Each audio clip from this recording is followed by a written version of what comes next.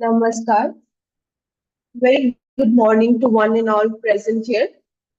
A very warm welcome to our esteemed guests, eminent speakers, respected faculty members, and active participants.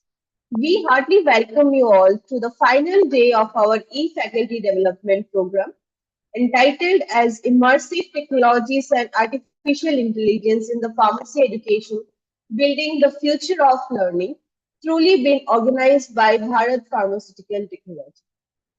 It has been an incredible journey for 4 successive days, and finally, we have strolled into the day 5 of our EFTP session.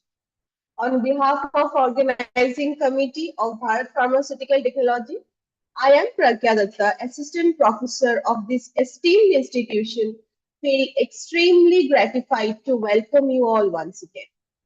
Today, we are fortunate enough to have with us an accomplished speaker, Professor Vibhuti Bhushan Kakati, Professor in the Department of Pharmaceutical Sciences, Chairperson for Biotechnology and Bioinformatics in Dibrugarh University, who will be guiding us through an intuitive and discerning session.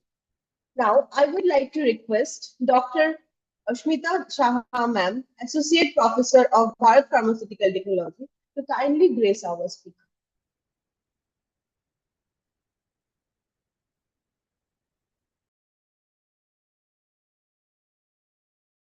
Ma'am, please unmute yourself.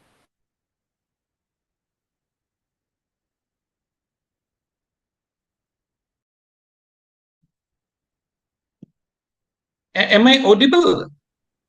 Hello? Yes, sir. Yes, Yes, sir, Sir, you sir. are audible. yeah, Audible.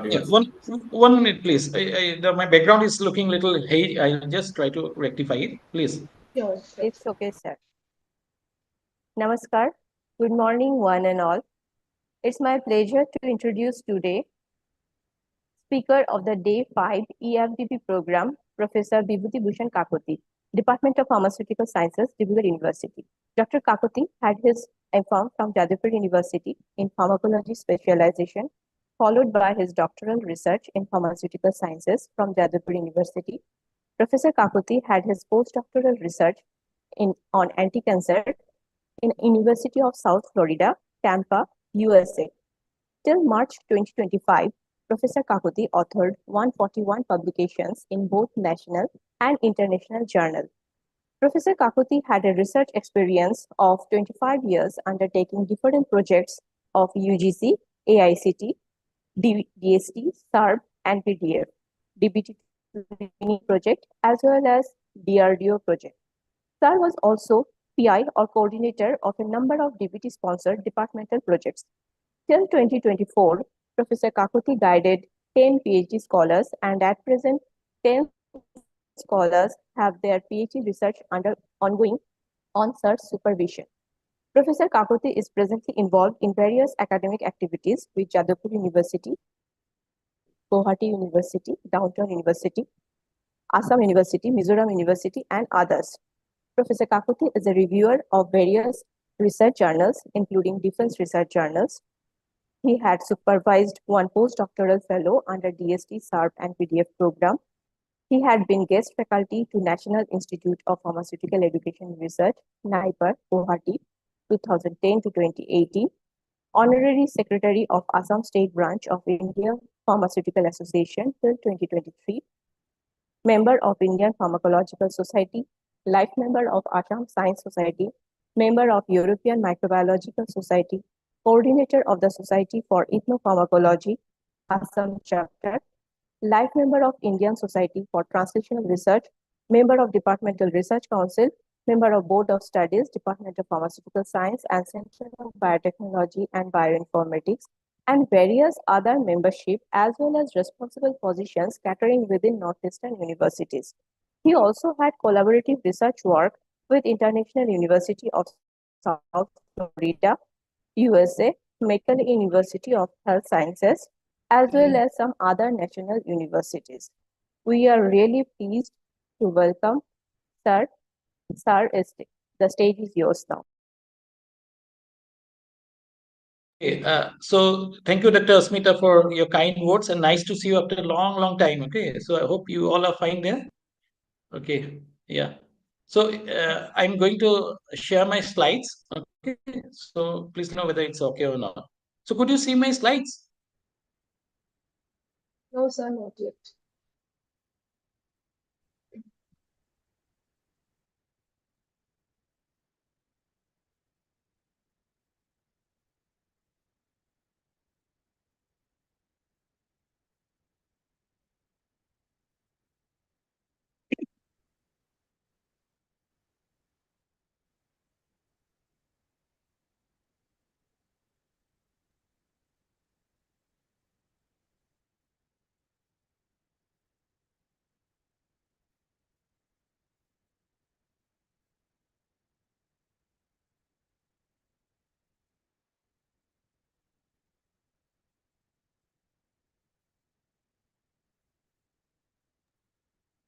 Now the slides are visible, sir.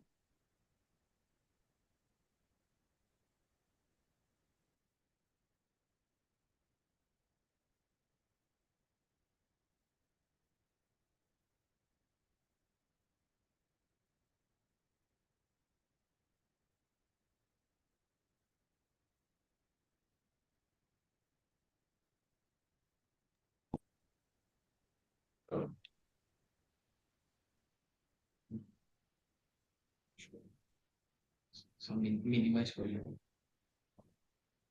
So am I visible now?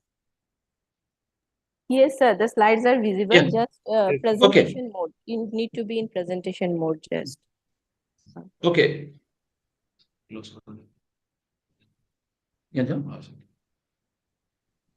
So is it okay? Yes, sir.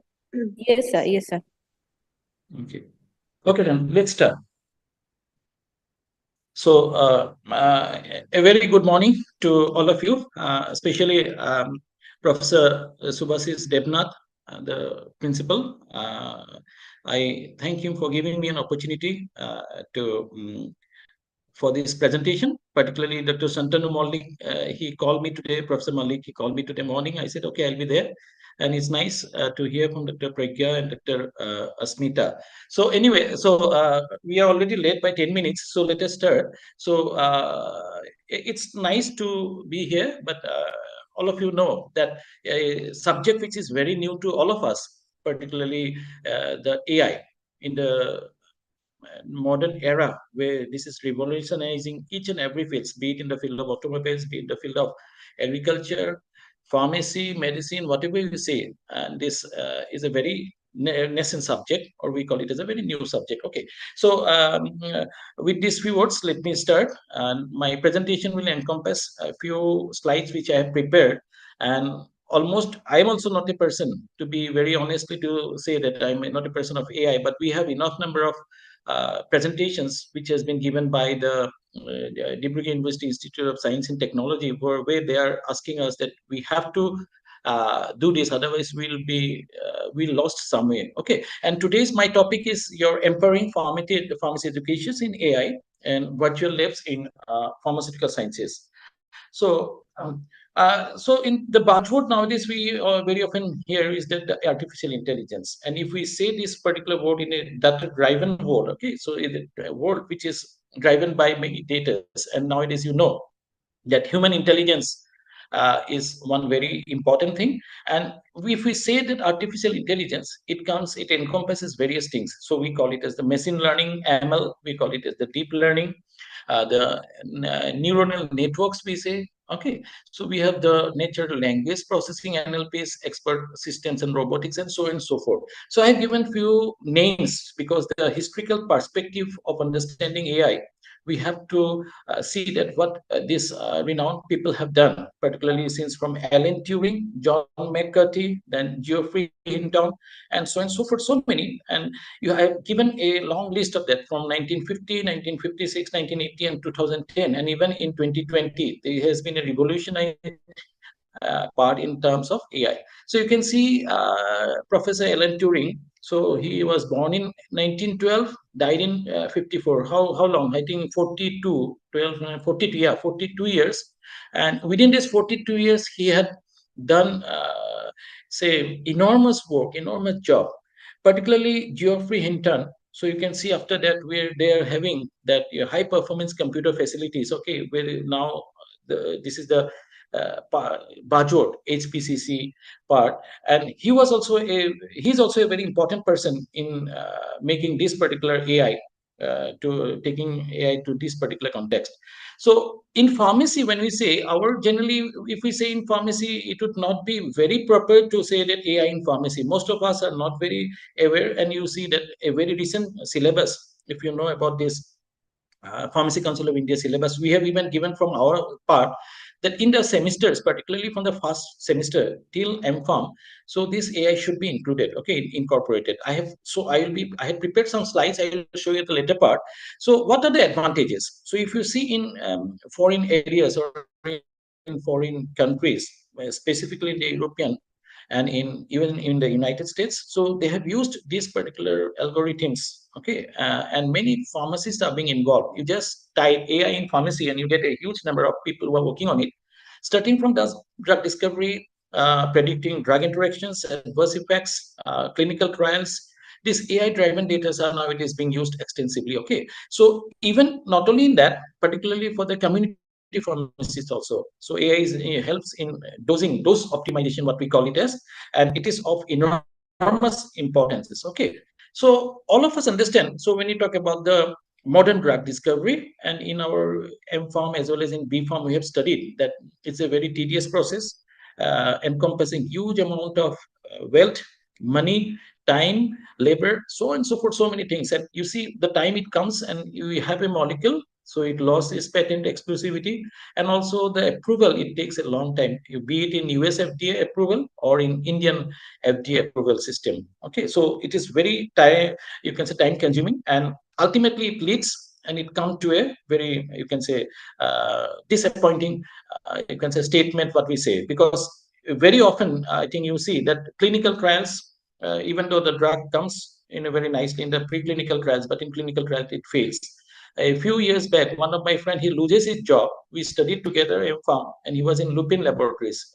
With due permission from others, I say that in Lupin, he was in Pune, and he was in the R&D division. Okay, and when that particular molecule didn't work, okay, after spending so much of amount of it, so he was dismissed along with few of uh, uh, his colleagues, stating that this discovery program, it was futile, it was useless, because we can't have a molecule and there is no point of you being here. Okay, so there are many loopholes also here. So the why unraveling biological complexity is nowadays very important. I have made some mistakes, okay, please excuse me for that. So their hypothesis, the word is mistaken here, and in particularly the why in biological, you can say, complexity is there, and we have to unravel it. What is the main thing, that how we have to simplify, how we have to take care of this specific hypothesis, and with the use of AI driven biological clarity, there are many advantages. And at the very beginning, I need to say that amongst more than 200 to 300 million proteins, okay, so the scientists, they have nowadays using AI tools and techniques. They have come and they have predicted at least 98%, you can say, success rate. Okay, that this particular protein, three-dimensional structure protein, is a very important one. Okay, so let me just come to this particular slide. So the pharma industry is at a crisis because the costly affairs that is going on in the R&D facilities, particularly the poor biology understanding, okay, the poor targets, the high clinical failure rates, and most importantly, the unsustainable cost where a particular company cannot bear it. So this generally led to the revolution, which requires a new tool, which generates and validate various, you can say, or better biological hypothesis from the very beginning. Okay, so we have seen that the failed clinical trials, the unsustainable, you can say, R&D cost, and moreover the your time that one has to spend here. So we have the P part. Okay, let us come to the computer aided drug design. I think nowadays, when we studied MPharm, these things were very obsolete. I'm not saying that they were not there, but these were there. Professor Kunal Roy, a very renowned person, he taught us particularly the combinatorial chemistry in Jadavpur. And in my small exposure to my postdoc studies, I have also learned, but I was not allowed to go to each and every lab where you can do this, you can do that. Okay, but still, I had learned little bit of this where you can say this computer-aided drug design, where in our university, Dibrugarh University, we have very good amount of this your machines that very recently one has been installed very recently, and the other one we have this Schrodinger software where Professor Saika sir was there, and after that we have now the newer version of this Discovery Studio.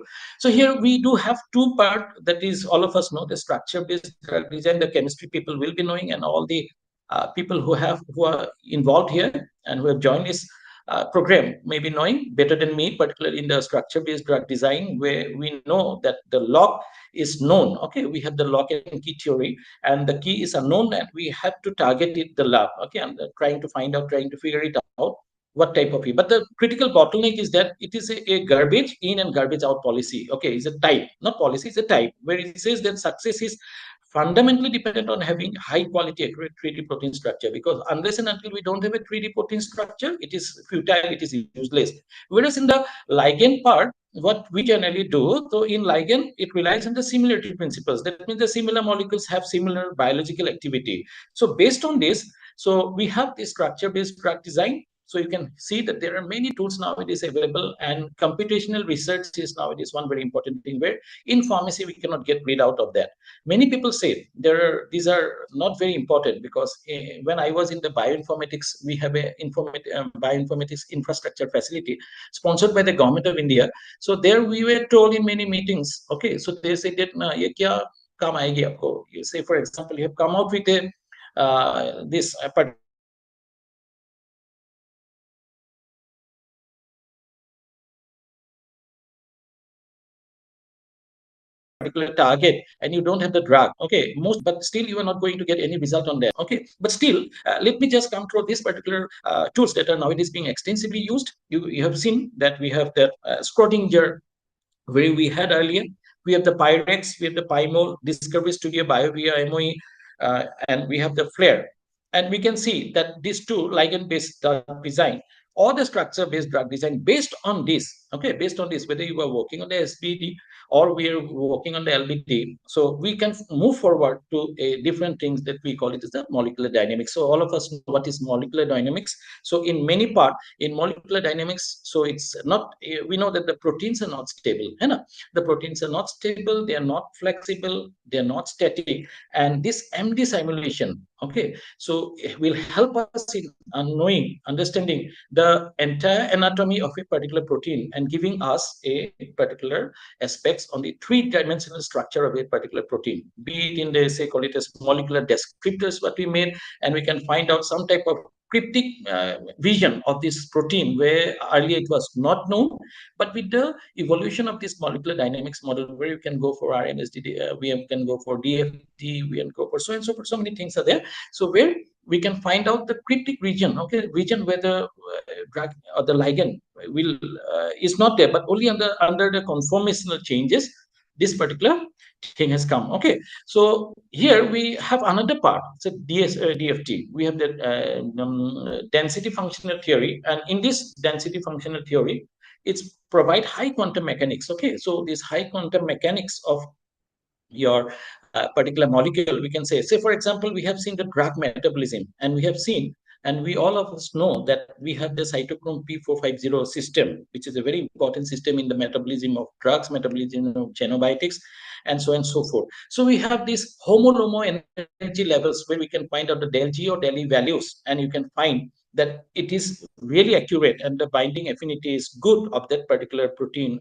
to that particular protein. And we have different type of here also in understand this density functional theory approach. Okay, so we have to go for molecular docking, but molecular docking will not allow in order to go and get a very good 3D structural part of this protein. So we have to go this DFT, and we have so many other parts also. So let me just come to one very important part, is that your foundational bottleneck, the protein structure problem. So all of us know that the original drug design and molecular dynamics are critically dependent on having accurate 3D structures of the target protein. Okay, so the structure gap is many. Okay, say particularly it created a massive gaps, and we know that the millions of known protein sequences from these genomics are already they comes out. Okay, and trying to figure out the three-dimensional structure, so it is very difficult, and it is rather very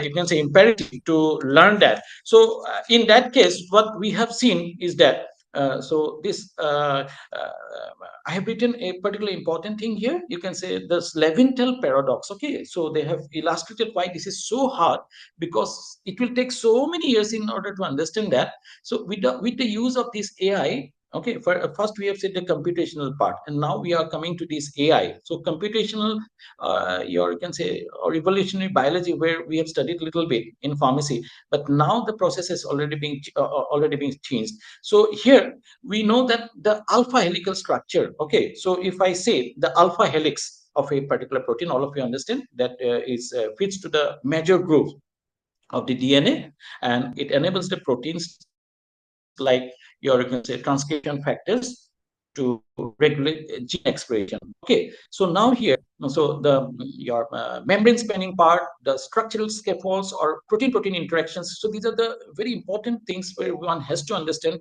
in order to move on to the drug discovery process. So coming back to the AlphaFold, three pioneers were there, and very recently, 2020, and in 2024, okay, the DeepMind from United Kingdom, Professor Demis Hazzebels, and Professor John S. Jumper, along with David Baker from Washington, from United States. So they have had a very breakthrough, and from them they've got the Nobel Prize in chemistry, and this breakthrough was very important. That they have said that CAP, that means they have said in many part that your critical assessment of some type of structural proteins, it was validated at that CSP 14 2014 competition, critical assessment of structural protein, where I have mentioned. So that it was a revolutionary breakthrough. Okay, and they have come out that this structure of protein is no longer, or it takes long period of time to understand the, you can say, drug protein interaction. Rather, if we go on, if we fix it with this artificial intelligence, so the protein structure can become, you can say, transform the, you can say, we can unsolve many prediction problems, or we can unsolve the engineering problems where people are now working on them. Very importantly, I just need to remind of that your deep learning process, particularly AI in, you can say, artificial neural network. So coming back to this AlphaFold works. Okay, this you can see there's a big picture I have given it here, and this at the last part you have seen there is a high confidence and the low confidence part. These are some of the templates where just I've copied. These are not my works, and I have written it down, and I took it from that paper. And that paper, even 25% work is already known to us. Okay, that the theoretical aspects what they have done. So even if we do that RMSDs and other part, so experiment, and they have come out with the TM score, and in that TM score we get we call it as your template modeling score, in order to find out the protein structure very properly, very nicely. Okay, and this evolutionary part, okay, the AlphaFold, okay, is nowadays a you can say a very buzzword. Okay, please, I request all of you to please go for this AlphaFold works. Okay, and what these people have, they have done, and this evolutionary data guide us that attention based network to relatively assemble a 3D structure. Okay, and this particular has come and it has gained momentum at this particular stage. Okay, how AlphaFold works. Okay, earlier we have seen that this AlphaFold, okay, as well as the beta part. Okay, so we have to know the nature of the proteins, and if we say that no, there is a misfolding of the proteins. Okay, so we have seen that there is a due to certain type of genetic mutations. AI does not say that why for this disease have come for. It may be due to mutation, or it may be due to some type of environmental intelligence, or it may be due to, we can say, certain type of error in synthesis of the DNA, or it may be due to certain type of, you can say, amino acid, repetitive amino acid in the sequence, okay, which generally leads to different diseases, maybe cancer, maybe cardiovascular, maybe any other diseases. Okay, but after these AlphaFold works have come, and new things have generated in the field of, you can say, medicine. Okay, so the new frontiers and personalized medicine, all of us say that, and in many times, wherever many places wherever we go, we say that the drug may be different, it may be same, but it may the dose may be different. So we now come to an age where we call it as the your uh, your personalized type of medicine. So the new frontier in personalized medicine. So we have this alpha fold, alpha missense, okay, which can predict the patient's unique genetic variations. So we know that there are more than your can say 70 single nucleotide polymorphism, where some people may excrete or metabolite the drug in a very faster rate, whereas others may not. Okay, some maybe in a very different way. Okay, in for his or for her case, the dose or the drug may be different. I'm not saying the drug, the dose may be different. We generally call it as a, so genomics, proteomics, nucleogenomics, this genomic era or omics era. Okay, and this genomics particularly leads to a particular health, allowing doctors particularly to focus on certain diseases. Okay, earlier we had the patient goes to the doctor and says that I'm having this, but nowadays you have heard about the gene card is there, even though we don't have here in our place. I'm not saying in India, we have in many places in India, but nowadays they're coming out with the gene card, trying to figure out the entire genetic profile of the patient. Okay, and nowadays what our as a in many curriculum you can see, even in the medical sciences. Okay, so the curriculum is has to be changed and has to be imperative in the sense that AI has to be adopted. And other than that, if we are not competent enough with this, the first and foremost thing is, before AI we have to go and we have to learn little bit about some type of, you can say, this algorithms. So algorithms learning is not our duty. We do not know if we give a program and what happens to the computer. We only get the answer. Okay, so these algorithms are being developed, and in that specific algorithm, so this AI is being utilized in order to understand the thing. So as a pharmacist, what are our roles? Okay, so here I have given few of the curriculum that are imperative. So first and foremost thing is that we have to understand the computational biology. Okay, so computational approaches are nowadays is very important in the drug discovery or in education or in any other purposes, because AI is now being adopted in most of the cases, in not only in pharmacy. And you see that in AI literacy has to be done, okay, with the help of these bioinformatics and computational science. So you may ask me that do you know your certain type of programming, say Python, do you know, or Java, do you know? So Java is involved here in all these type of things. Do you know Python programming? So I said, no, I do not know. So what way our syllabus can be changed? Okay. So in our recent NEP 2020, we have a threadbare discussion, because in our other parts, because I'm looking after the biopharmaceutics and your biotechnology. So we have a 5-year integrated undergraduate programs. Okay. And we have also postgraduate programs there. And the adoption of AI, and many we are very skeptical in that. So what will happen if we adopt this? So all of us know ChatGPT, now Gemini, we have Dell, we have this and that. Okay, but for all, we have to now adapt, or we will be lagging behind. Okay, so these are the few things where I have said, or our profession will be not, it will be misaligned, and we cannot fix it into any other part. Now, here in practical integration, so we have some type of things where we have to understand, we have to have some type of competencies, we have to have some type of teaching models. Many pharmacy institutes do not have the very basics or the requirements of this. How can we afford that? So suppose if we have a Chromex software, okay, it costs around 15 to 16 lakhs rupees.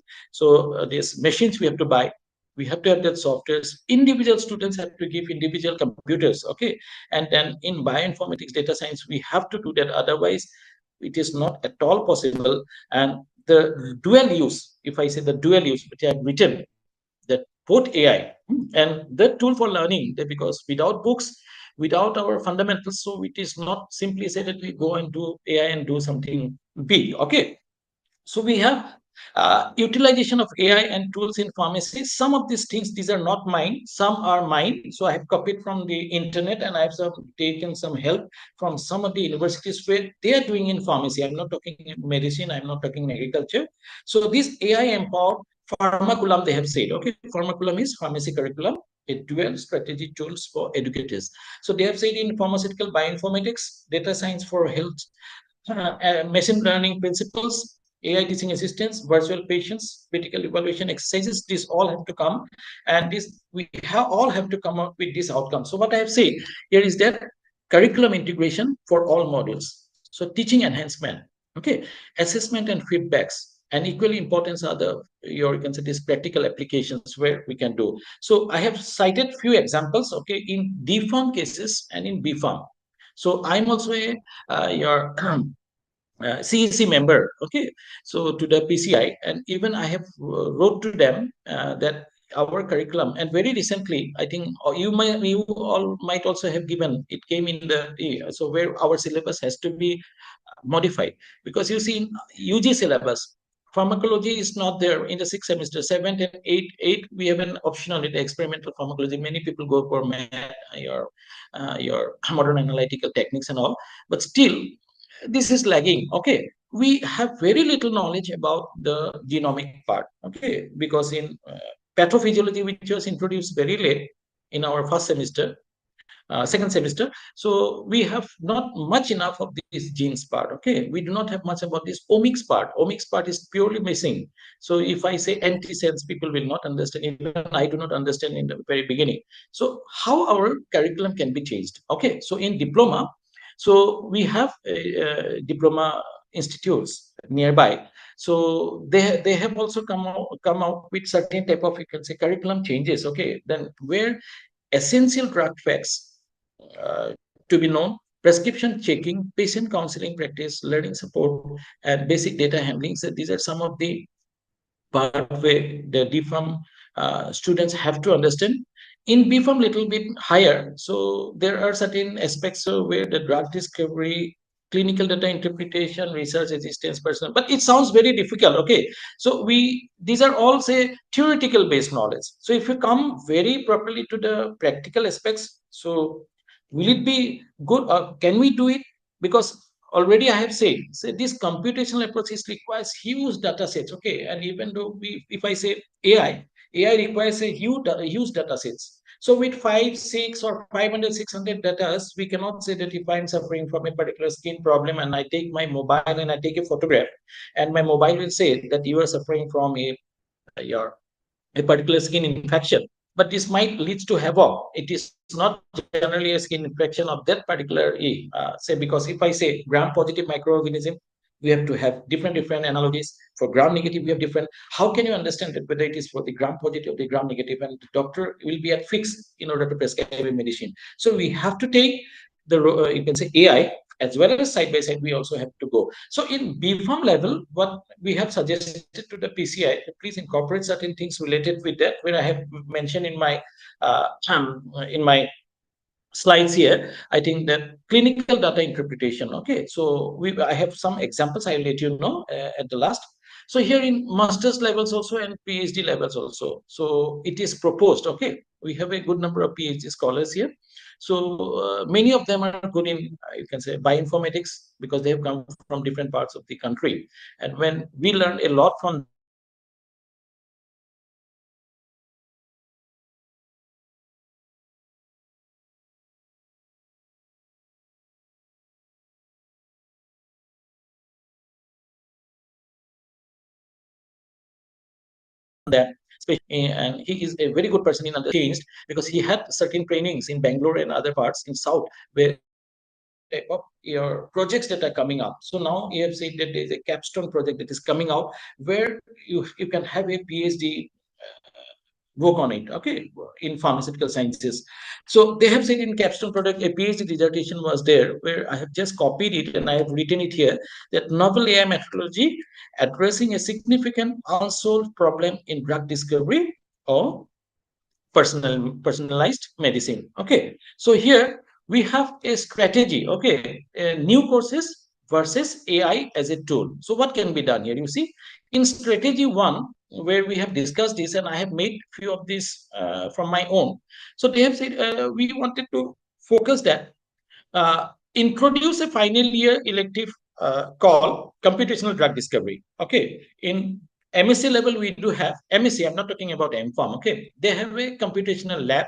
They have a computational drug discovery part. Okay, so in this course, students will learn the fundamentals of this, especially the your programming part, be it in Python, be it in Java, be it in other part, and they will simply learn the targets. Okay, drug interactions or this admit profiling. Okay, in strategy two, what we have seen that if this can be done in this way, that say for example, medicinal chemistry course, a professor can introduce a web-based AI design. Okay, Swiss ADME or PKCSM, whatever it may be, there are many models here. So the students will now be given an assignment, okay, to design a new drug, and whether the drug is having any drug likeliness property, okay, and toxicity, understanding the your what you call it as, this is not AI, we are not talking about AI now, this is the computational part. Okay, so whether the drug will have some type of, you can say, drug likeliness or not.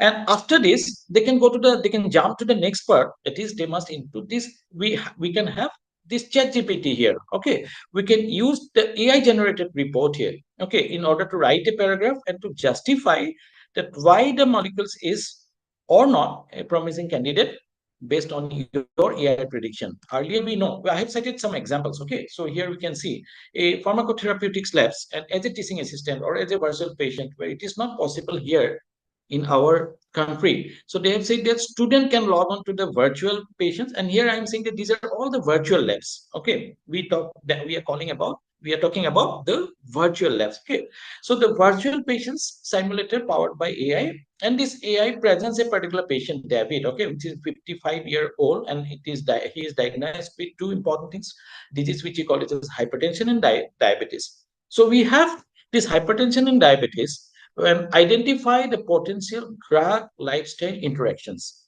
Okay, and then the student can counsel the AI. Okay, AI is available, so he can say and explain the new medication, whether it should be lisinopril, ACE inhibitor, or it can be a losartan, which is be much more suitable. Okay, and what are the side effects that are to be expected?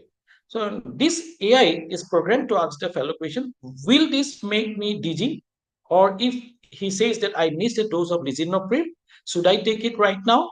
And here the AI will let you know that what are the problems behind that. Okay, even I have experienced a particular thing related with such type of things, where we can go and monitor the ADR monitoring. We have an ADR monitoring center in Assam Medical College, and I was happy to be there once, and I saw that prescription comes from the doctors and people who are sitting, particularly the pharmacologists in the ADR monitoring cell. But now, as of now, it's not working. And very recently, we have also proposed to the government of India, especially to your AIMS Guwahati is seeing on to this. So I have written an application a few, you can say, a fortnight ago. Taking this, our department is also involved. Is you can say an ADR monitoring center, where we can use this type of professional tools in order to understand. The student will be able to understand. So here we have so many things. Okay, so here in the professional tools, the student first doses their own research and identifies two potential drugs. This is a classical example, okay, where I have said that they used AI-powered clinical tools. And this, they ask certain specific questions. What is the latest clinical evidence? You can say you have sodium glucose transporters 2 inhibitors, which are used nowadays, or your peptidyl listing 4 inhibitors, DPP4 inhibitors, which one will be best? Because both of them lowers the blood glucose level, or whether we can go for some other type of pioglitazone, PPR gamma receptor antagonist, or whether we can simply rely on to the one what we say that your uh, the conventional one, okay, the sulfonylureas or other part. So here what they have said, that DPP4 inhibitors for a patient or GLT2 inhibitors, these two drugs will be good for a patient with having a specific comorbidity. Comorbidity means that he is having some other disease with it. Okay. He will be asked to generate a list of all potential drug-drug interactions with all these two, and maybe with warfarin, taking as a classical example of warfarin, and the patient's current medication list. So if I say SGLT2 inhibitor versus DPP4, or SGLT2 inhibitors versus your warfarin, or DPP4 versus warfarin, and we can have a long current medication list. Okay, and if we put these values to the AI, okay, if we put the amount to the AI, the prediction rate is so good. And even in the very beginning, I said 200 to 500 million different type of proteins they have studied. And you see, this is new, not due to the cationic side of the binding protein. Okay, we say that there are certain type of other sites also, which we call it as allosteric modulators. We call it as allosteric modulations nowadays. In pathway modulation is very important. So these type of things we can give it. Okay, so redesigning our curriculum is nowadays, we have to critically, we have to evaluate, and what are the real assignments we generally give. So the student must know, he must be a critic, he have to know the AI responses, and most importantly, he have to search certain literature using PubMed or other, you can say literatures, and they have to be given a report to write. And did all the AI hallucinate any references? Did it accurately summarize the findings of any drug? Okay, it may be drug-drug interactions, or it may be ADRs, or what it may be.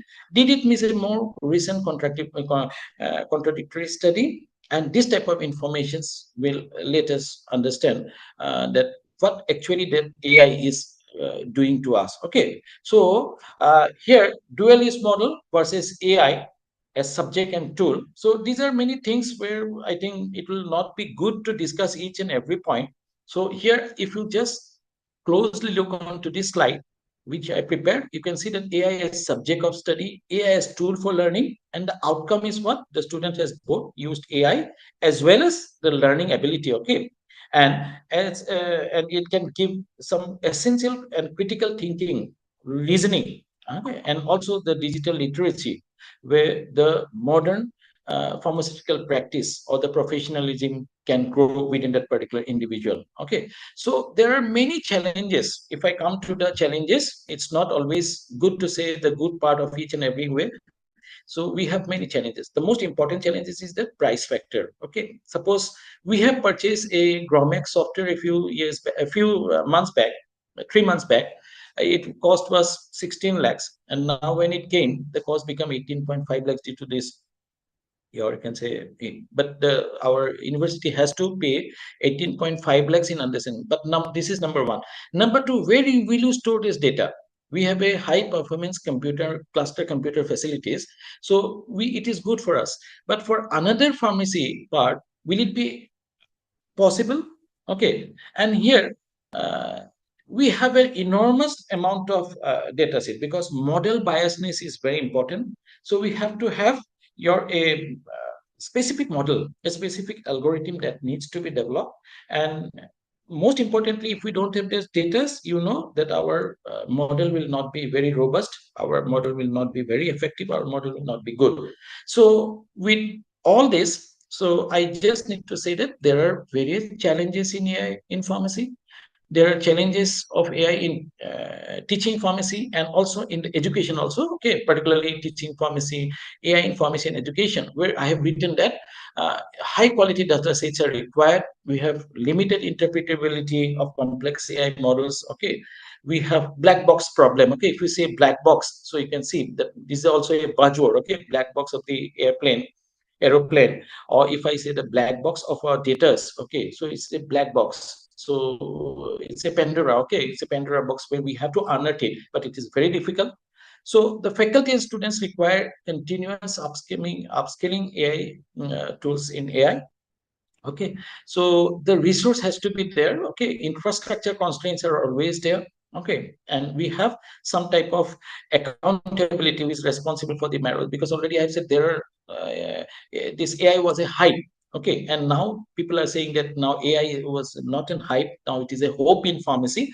And here, if we can avoid some of these, you can say, over reliance on AI, okay, and we can put AI along with our subject, okay, both the thing going parallelly, so it will obviously help us in understanding this. So there are many challenges, okay, where I have already said that in pharmacy. And the last, we have to see that this transforming AI into utility and learning is the need of the hour. Okay, so we have to transform our AI into utility, and we have to learn it using all these methods. So what I have said in the very beginning. Uh, and one, we have to be literate in AI. Now we are already literate people, but nowadays illiteracy will be said to us. In one of the meeting where I have attended, they said we all are illiterate now because we are not literate to AI. So we have to come and we have to transform ourselves into reality in order to understand AI and other things. So I don't have much. So with this, I conclude, and I do hope this is a very nascent, very new subject to all of us. And yeah, if there is any question, so it will be I'll be happy to uh, answer here. Thank you, sir, for such an insightful presentation. It was really engaging and informative. Now, to all the participants, if you have any queries, you can drop your questions in the chat box.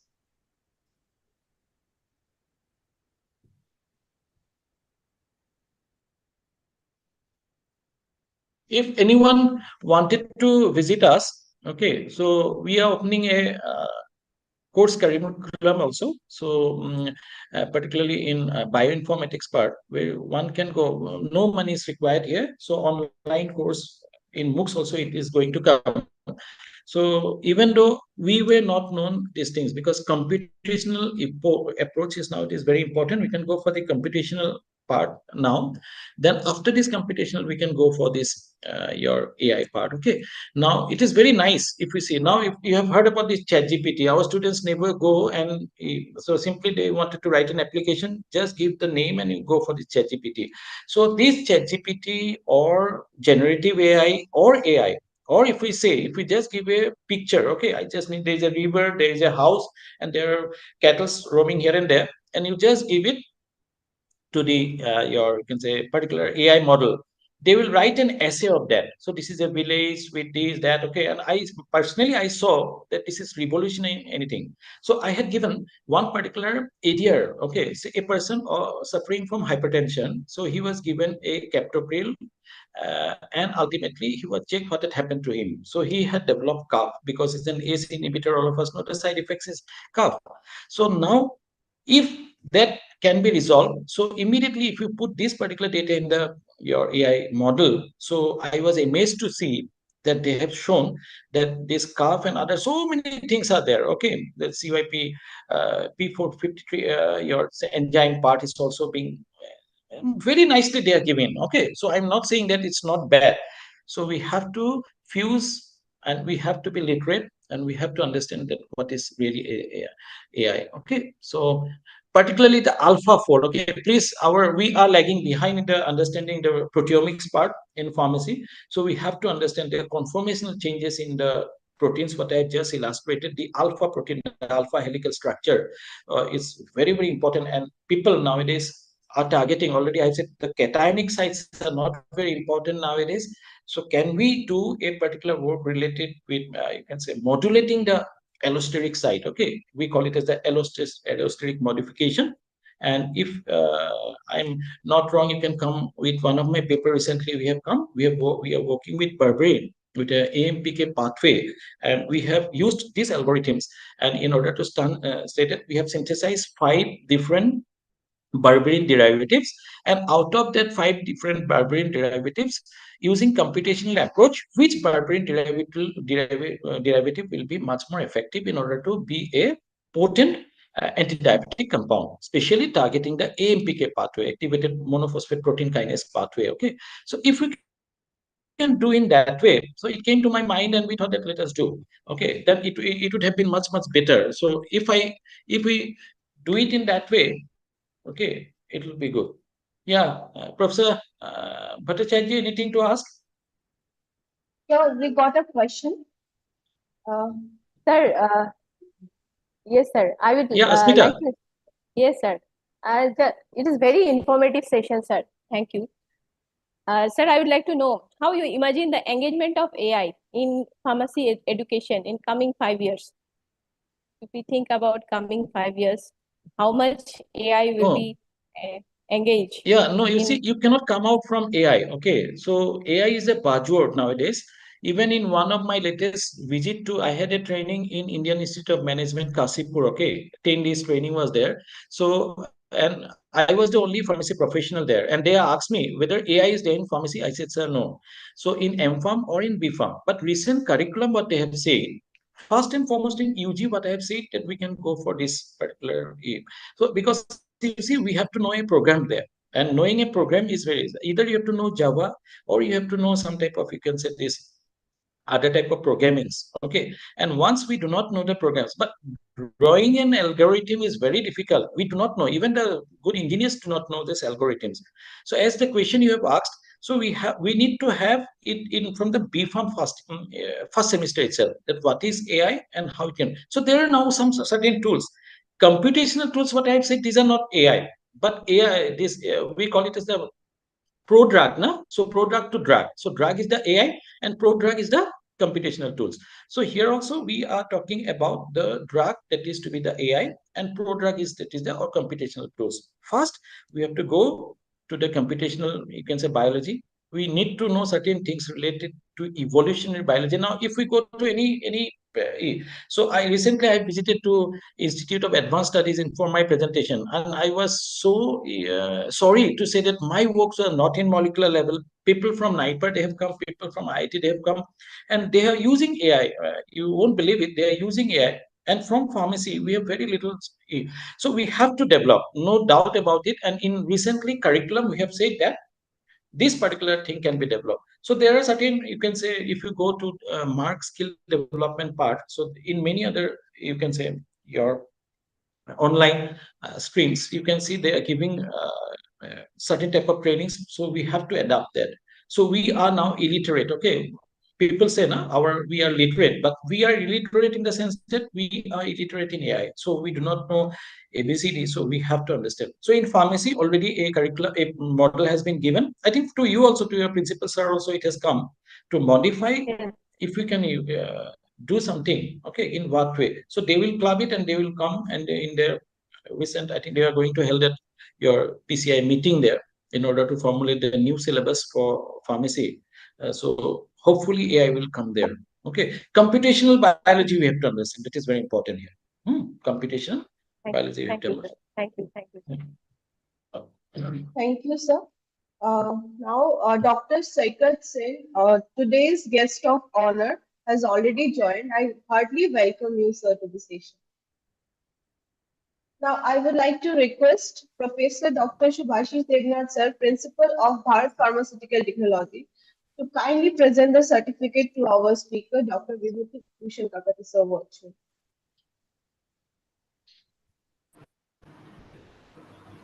Yeah, Namaskar, namaskar, sir. namaskar, sir. Yeah, namaskar. Thank you very much for kindly accepting our invitation and also delivering a beautiful talk on empowering educators in AI and virtual lab in pharmaceutical sciences. It was a wonderful, sir, listening you, and I hope the participants also got a little idea that how this AI can impact our future education. So before I distribute or I present the certificate, I have one thing. Like as you are also member of the PCI and Pharmacy Council of India, now all the shifts are happening. The new syllabus is coming. They are introducing AI. Don't you feel that the teachers should also be guided? The PCI should Yeah, also yeah. take some step for Yeah, the that was training. our yeah, that is very important. Our teachers, we also need to keep abreast our knowledge. Okay, because we in many cases what we do, you see, forget about AI. In particularly understanding the omics studies is very important. If we ask a particular genetic part, okay, so single nucleotide polymorphism, so it sounds something different for a UG level. Okay, but we have to embrace it. Okay, so and this particular thing was discussed, and our Professor Hemantas Kumar Sharma is there. He is a council member to the PCI. And I also in the Central Executive Council. I'm from state Assam state, but Sharma is representing ours from our state.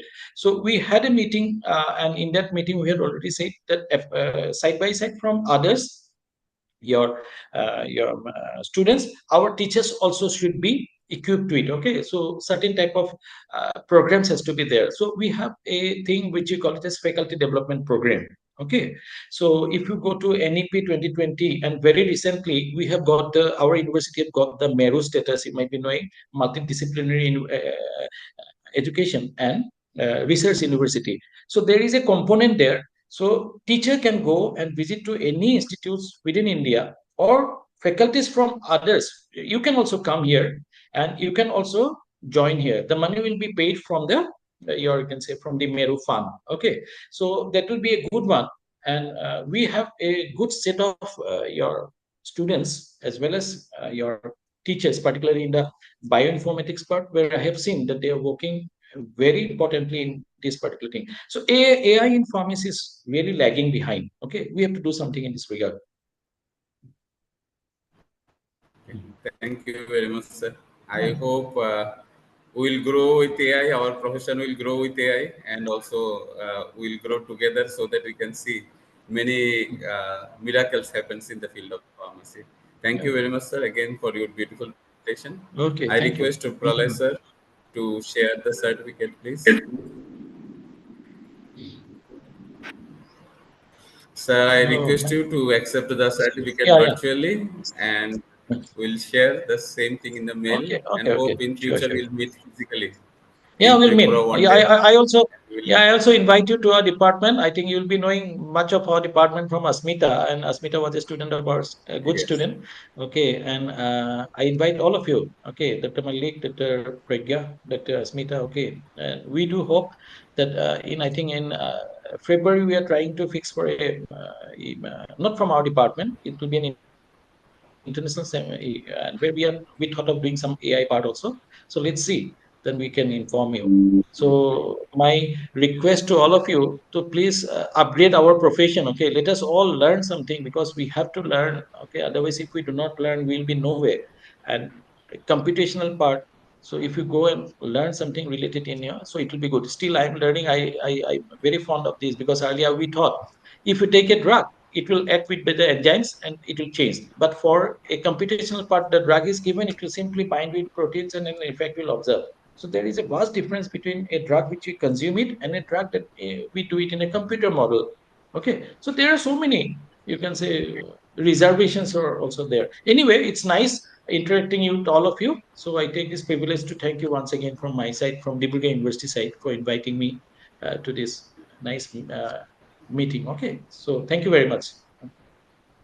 Thank you very much, sir. Thank you, sir.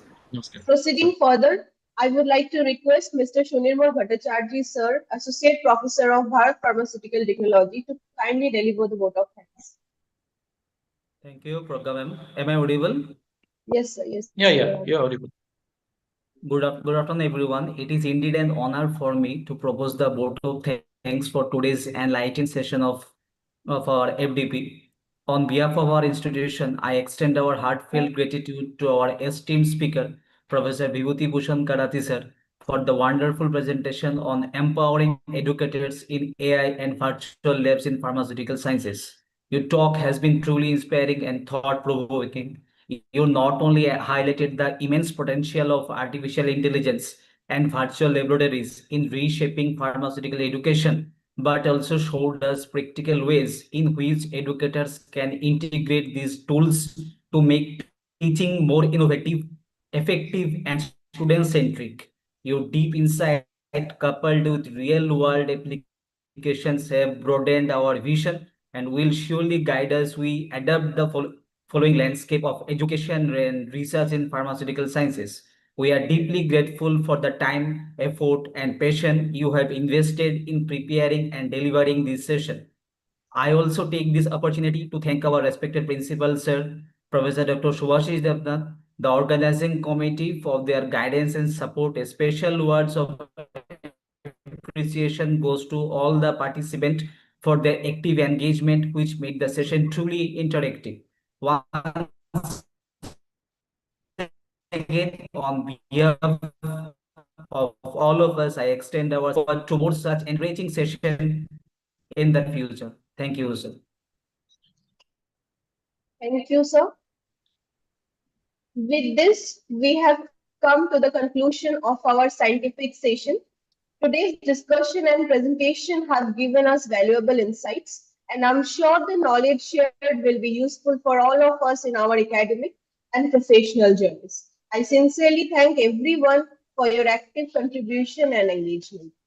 Now, as we move towards the closing part of our program, it is the time for the valedictory session.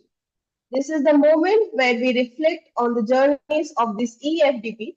So I request all the participants to kindly join us for the valedictory proceedings. We are shortly going to begin with the session. So we are looking forward for your active participation in this session as well. Sir, I can leave now? Yes, sir. Yes. Yes, sir.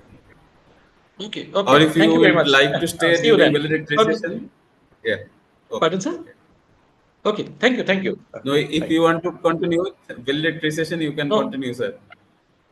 I have No, a you have class got. again. I have Okay. a class at, yeah, Okay. 12:15, yeah.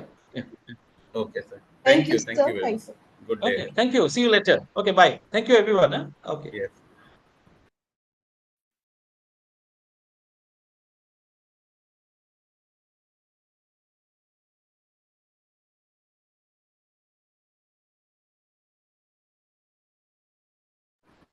Shaikhat sir, we will start within 2 minutes. Sure, no issue.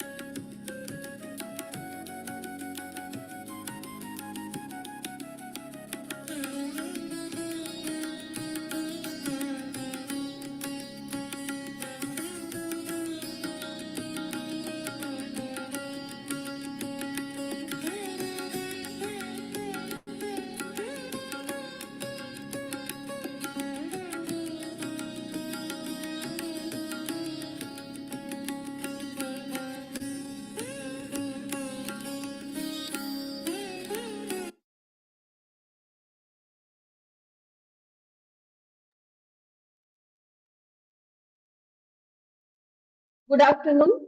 Once again, I welcome you all for the valedictory session. I request Professor Dr. Shubhashish Devnath sir, Principal of Principal of Bharat Pharmaceutical Technology, to kindly deliver the welcome speech.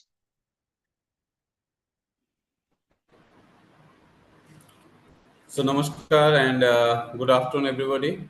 I think on behalf of Bharat Pharmaceutical Technology and also the organizing team, I welcome all of you to the valedictory session of this 5 days faculty development program on immersive technologies and artificial intelligence in pharmacy education, building the future of learning. So I think last 5 days it was a great day. We had near about 7 sessions, and during the sessions we have learned that what is the importance of AI and how this AI is going to change the future of all of us and also the budding pharmacists, those who are coming. As also you have seen the PCI syllabus, everything is updating based on AI. So it is really an important that as an educator, we must also learn about these softwares and also should know how we can teach all these things to our students. So I hope in future we will conduct more and more FDPs, not only our college, in many colleges.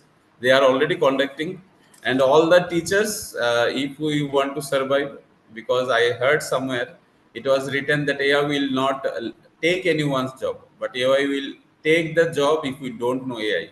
So you have to learn. This is the need of this hour, and when we have to learn, then only we can teach to our students because that is the future. So that is a what to say good environment. Last 5 days we have learned many things, and I hope this will continue. We all the teachers will continue the same thing, and we learn so that we can teach to our students all these things, all these new things that it is coming to the field of pharmacy. So I welcome you all again, especially Professor Dr. Saikat Sen, Dean and Professor of School of Pharmacy, the Assam Downtown University, for joining to this valedictory session. Thank you very much for your kind participation and welcome to this valedictory session. Thank you. Thank you, sir. Now I request our guest of honor, Dr. Shaikat Sen, Professor and Dean, Faculty of Pharmaceutical Science, Assam Downtown University, to kindly share his thoughts. Thank you. So I think I am audible. Yes, sir, you're audible. So very good afternoon to one and all present here. I am extremely thankful to the Dr. Shubhashi Devnath and the Bharat Pharmaceutical Technology for inviting me. And of course, we are living into the era of AI. In everyday's work, in any mean we are now using the AI. If we are talking about the writing some application for any cases, we are looking for the AI.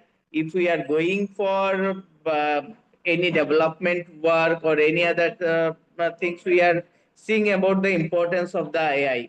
Now in the generation of the AI, whenever we are talking about and in case of the pharmacy, of course, in the pharmacy education, till now, the AI is not involved that much, though it is involved into the drug discovery of development, patient safety, personalized medicine, or we can say that patient safety and adherence, and in any other areas of the pharmacy.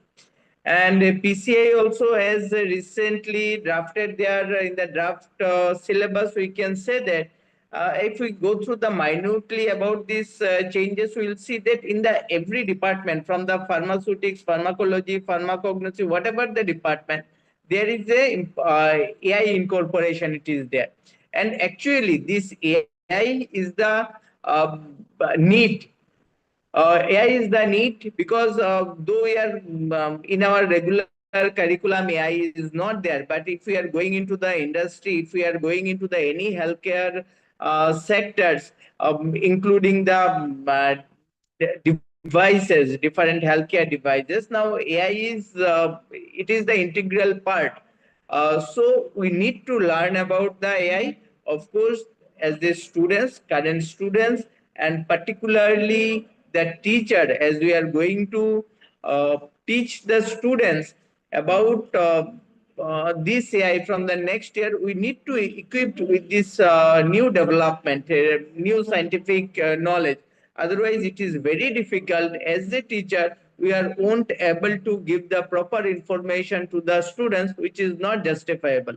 So, considering this, if we are considering all those points, we can say that Bharat pharmaceutical technology is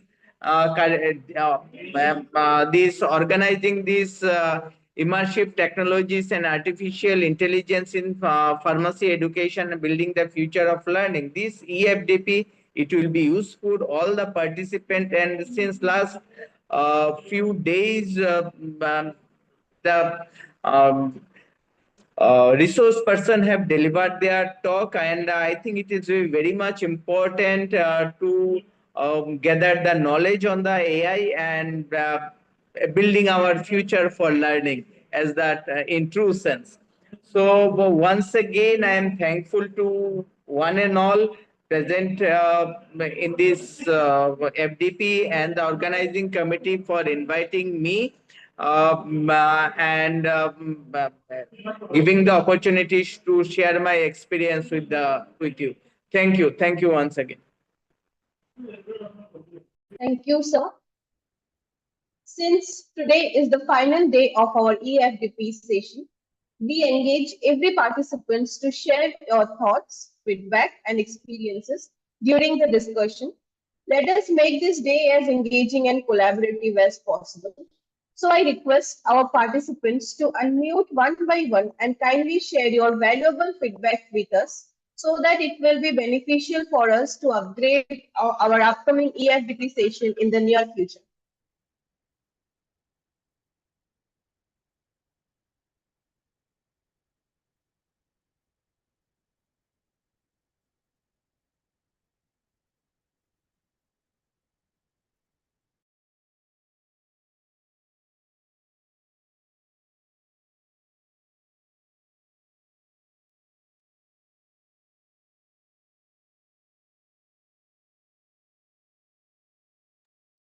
Please turn on the video, share your feedback with us.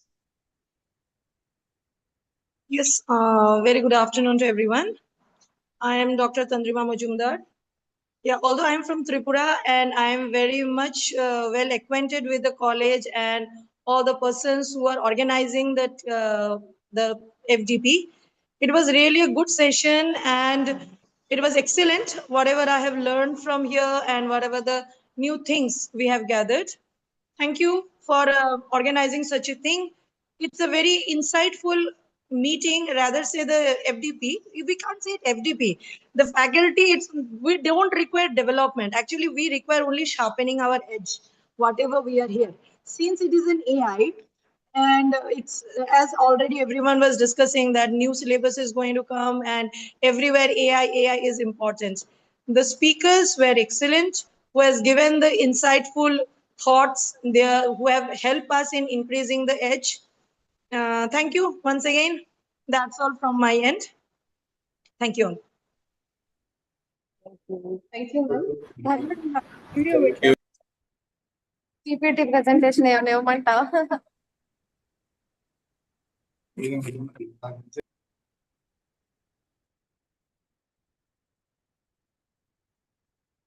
Is still anyone up for to share your feedback with us? Hello. Yes, sir. Yes, sir. You're audible. Hello. Good afternoon, everyone. Myself, Aminul Islam. I am from Guwahati, Assam, from Rahman of Pharmaceutical Sciences. And I have been attending the entire sessions from last 5 days. And it has been really good session for learning the AI tools, various tools that has been discussed regarding the drug discovery and drug mechanism, whether it is from molecular docking and all that. So I think it has given me a great boost to know newer aspects in this field. So thank you very much for organizing this EFDP. Thank you. Thank you, sir.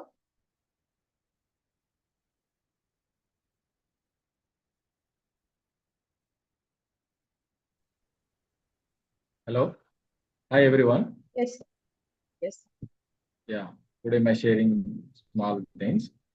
Really, I am glad to tell my things, and I got good knowledge on small tips of AI. Really, in that particularly CAD, computer aided drug design, and AI is also very important nowadays. Thank you for organizing committee. You have done very good job and good manner. I really appreciate to all principal to everyone. Thank you for giving this opportunity to us.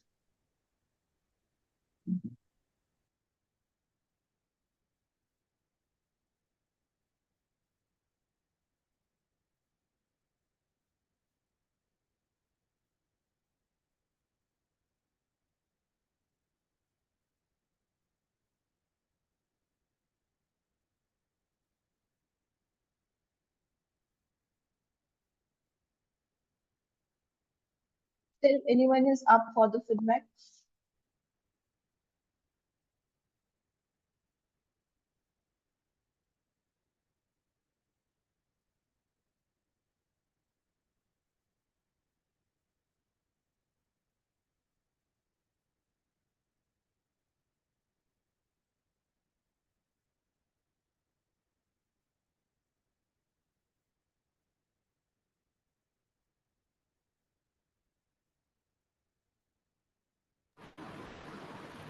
Okay, madam, I think we can proceed to the next session.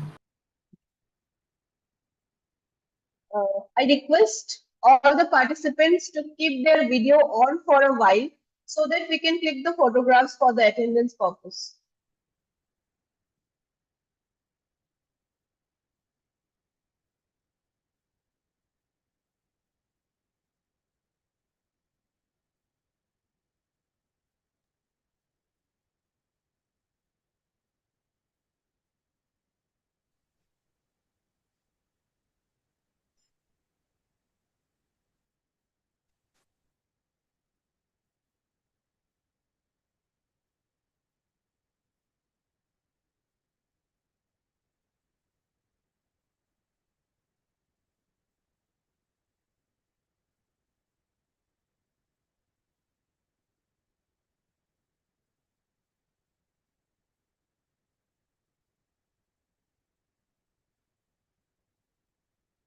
So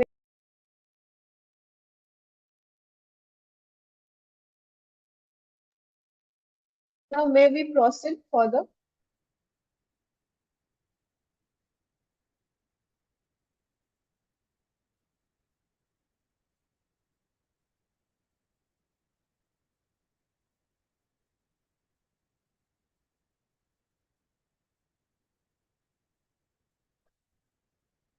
So may we proceed? Yes, yes, yes. Thank you, sir. Now I request Dr. Shantanu Malik, sir, Associate Professor of Bharat Pharmaceutical Technology, to present the summary report of the 5 days EFTP conducted and simultaneously deliver the vote of thanks.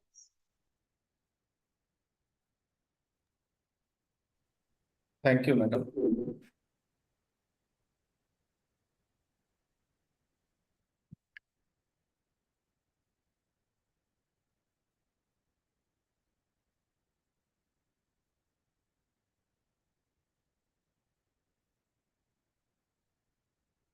Okay. A very good afternoon to all of you. Am I audible? Yes, sir, you're audible.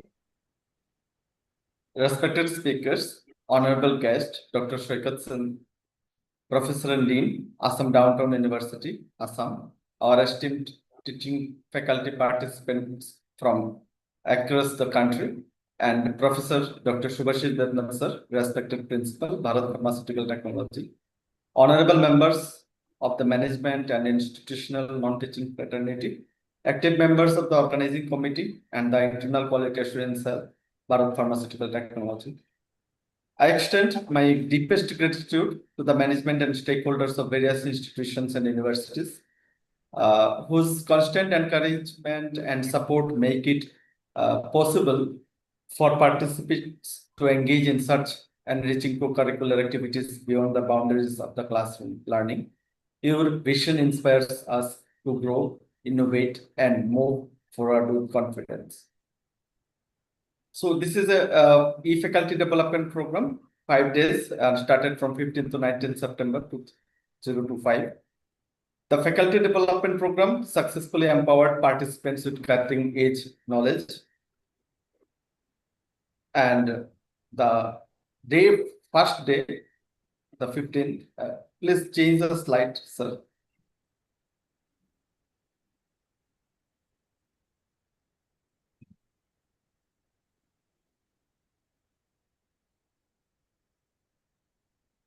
Next.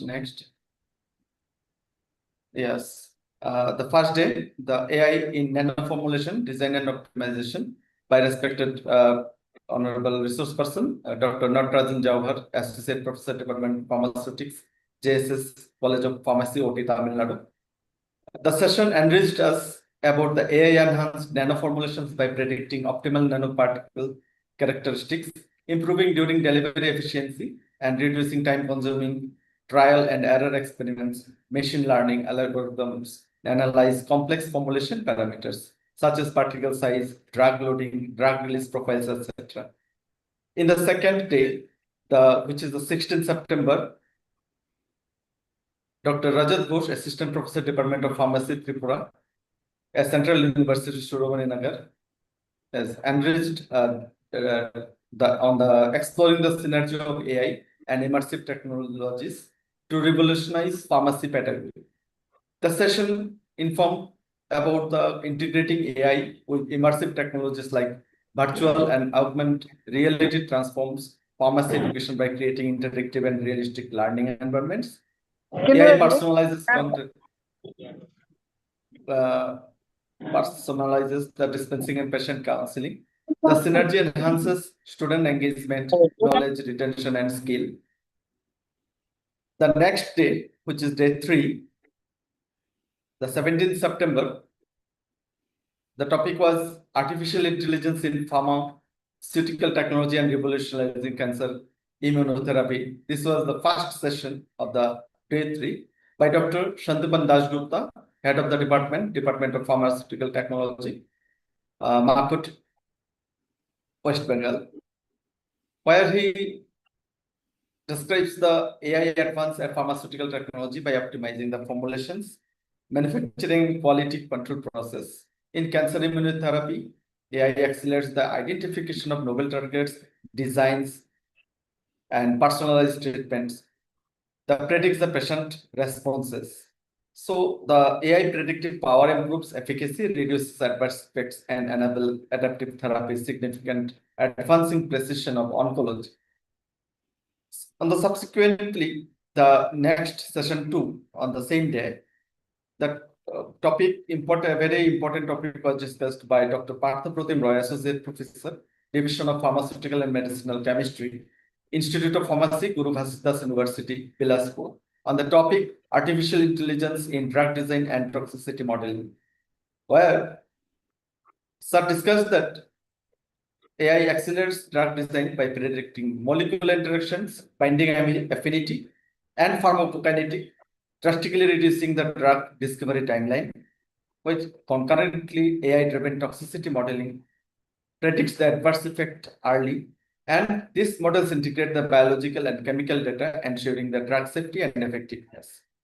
In the next day, the day 4, first session, Dr. Dharmendra Ahuja, PhD in pharmacology, principal mentor, ex-Pharm Software, Bureau for Health and Education Status Upliftment, India.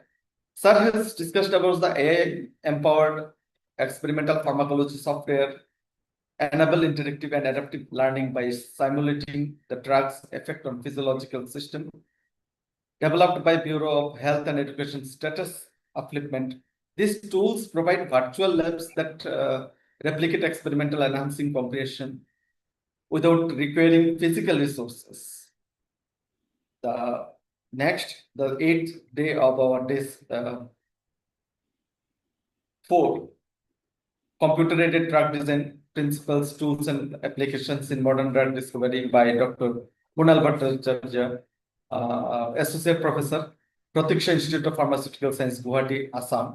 In the second session, Sir has discussed about the computer-aided drug design and introduced us lots of tools and workshop. It's like a workshop which uses the computational method to model and predict molecular interactions between the drugs, the targets.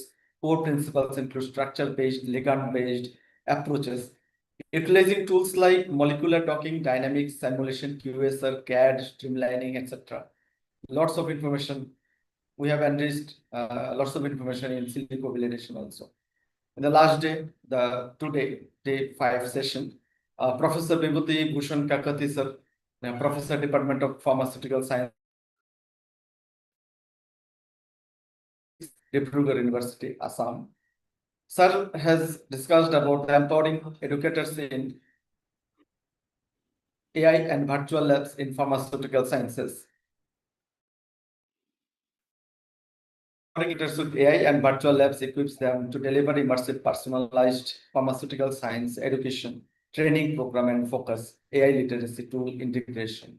So preparing them for evolving industry demands and research innovation in pharmaceutical areas.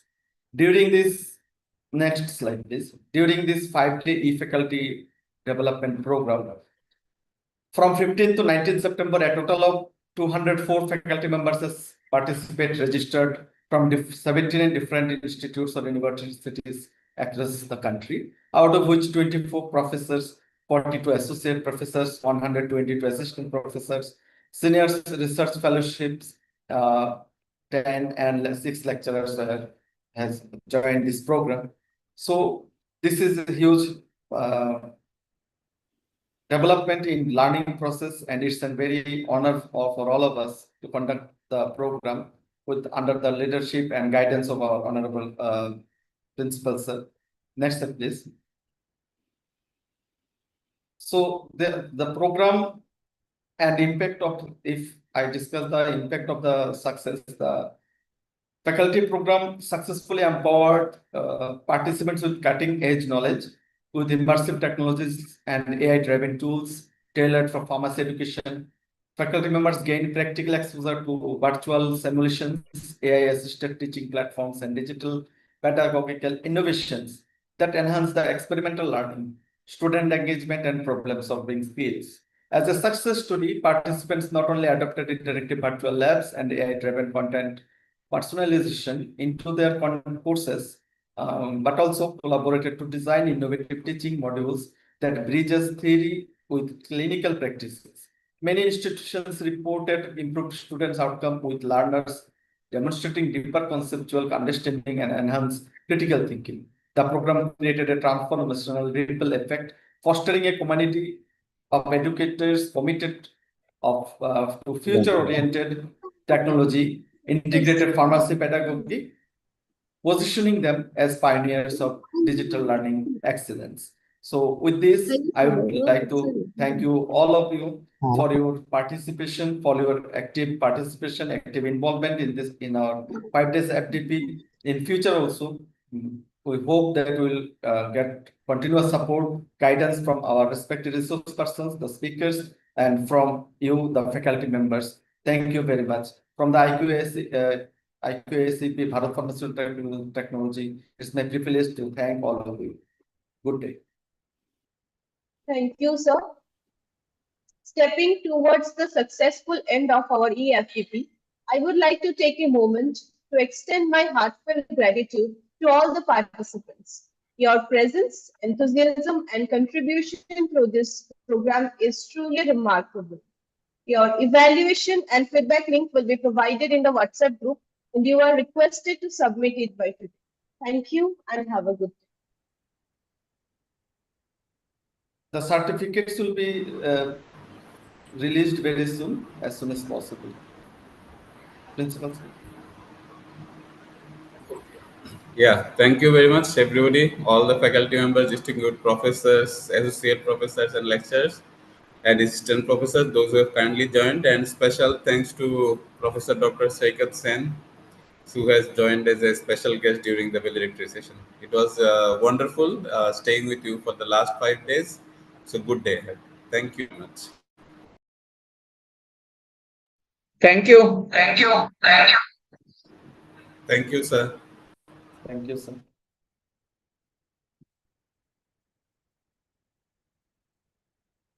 Thank you, sir.